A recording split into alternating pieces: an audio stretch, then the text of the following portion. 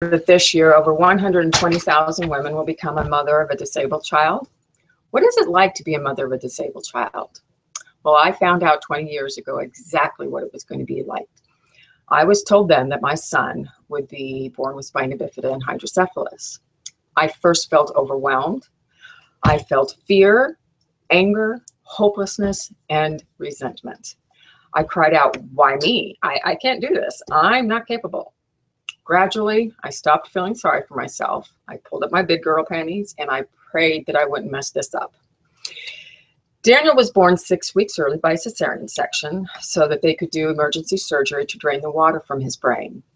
When he was born, they had to intubate him, wrap him in saran wrap, and whisk him away for surgery. The saran wrap was because he was born with a big hole in his back, and they needed to surgically close that as well. I finally was able to see Daniel for the first time a day later in the NICU. And this is him after surgery and in the NICU. I felt overwhelmed, terrified, and very alone. But the blessings came as my own faithfulness, perseverance, and patience grew. I became very dedicated, and my strength increased as I watched my son grow and see how courageous he was. Daniel would never walk or crawl like a normal baby, so I taught him how to roll around on a skateboard instead. It was amazing to watch him do that. He received his first wheelchair at 13 months, and he became a pro at it. When he finally did say mama for the first time, he was 2.5 years old, and I knew God gave me a miracle as well as an angel. Daniel went to regular school.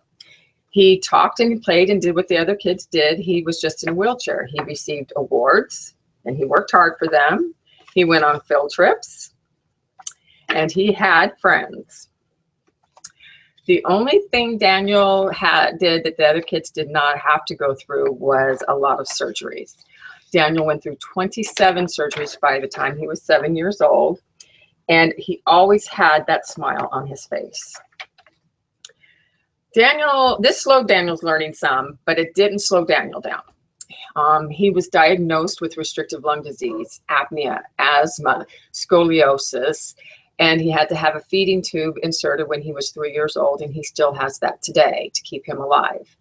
And this was all along with the spina bifida and the hydrocephalus. Nevertheless, as you look at Daniel, he always has a smile on his face. He always has kind words to say to anyone that he meets. He's always trying to make others feel good. I have never treated Daniel any different than any of my other children, and I have refused to treat him as if he was different from anybody. The words "I can't" were taken out of our vocabulary. He could do anything he set his mind to. In doing this, I've raised an awesome young man. He is an inspiration to everyone he meets, especially to me. When he was 12 years old, he insisted on being baptized so that he could pass the sacrament with the other young men. He was an ROTC for all 4 years of high school. And in 2013, he graduated from high school. And now he's learning how to work in the community and how to be sufficient for himself. I was there when he did his Make-A-Wish when he was 17. And he got to meet Mike Trout of the Anaheim Angels. Now, he has given me many priesthood blessings because he does hold the power of the priesthood. He has given others those blessings in our ward and our stake, and they feel so honored when he does that for them.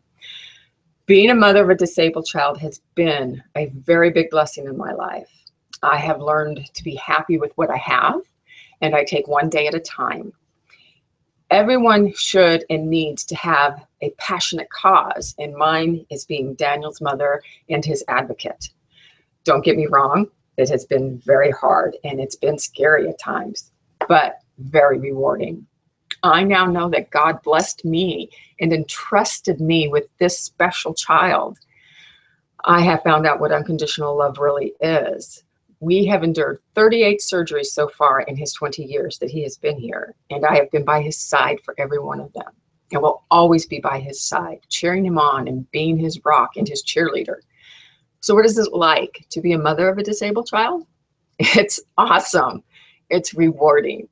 And it's a blessing that I know that God entrusted me to take care of his special little angel.